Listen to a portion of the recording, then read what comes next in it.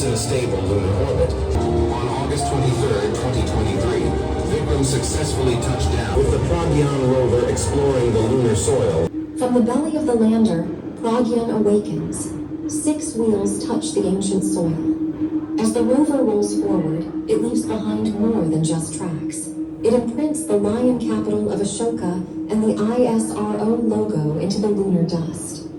India's signature is now permanent. The rover is now the eyes and ears of a nation, venturing where no human-made machine...